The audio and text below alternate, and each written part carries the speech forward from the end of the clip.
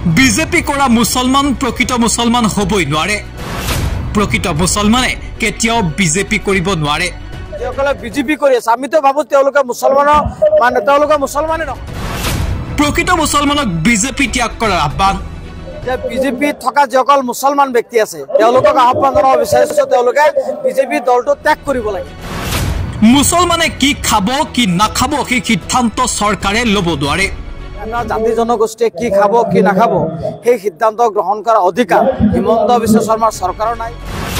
বিজেপিৰ বিৰুদ্ধে এবাৰ সৰব আমচুৰ কেন্দ্ৰীয় উপদেষ্টা আইনুদ্দিন আহমেদ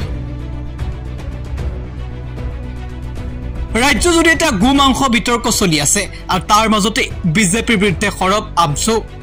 বিজেপি কৰা মুছলমান প্ৰকৃত মুছলমান হ'বই নোৱাৰে বুলি মন্তব্য আমচুৰ নেতা আইনুদ্দিন আহমেদৰ যে বিজেপি থকা যেসকল মুছলমান ব্যক্তি আছে তেওঁলোকক আহ্বান জনাব বিচাৰিছো তেওঁলোকে বিজেপি দলটো ত্যাগ কৰিব লাগে কাৰণ যিটো বিজেপি চৰকাৰে মুছলমানৰ বিৰুদ্ধে এটাৰ পিছত এটাকে সিদ্ধান্ত ল'ব পাৰিছে আজি ভূমিৰ অধিকাৰ আমাৰ পৰা নাইকিয়া কৰিব বিচাৰিছে আজি আমাৰ মাদ্ৰাছাৰ ওপৰত আক্ৰমণ কৰিছে মছজিদৰ ওপৰত আক্ৰমণ কৰিছে আমাক উচ্ছেদ কৰিছে তাৰ পিছতো সেই মুছলমান মানুহসকলে যিসকলে বিজেপি কৰি আছে আমিতো ভাবো তেওঁলোকে মুছলমানৰ মানে তেওঁলোকে মুছলমানে নহয় গো মাংস নিষিদ্ধ এই সিদ্ধান্তটো চৰম হিতাৰী সিদ্ধান্ত আৰু এই সিদ্ধান্ত স্বৈৰাচাৰী সিদ্ধান্ত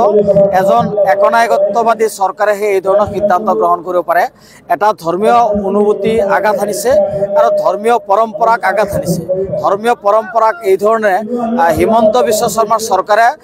নিষিদ্ধকৰণৰ যি সিদ্ধান্ত কৰিব নোৱাৰে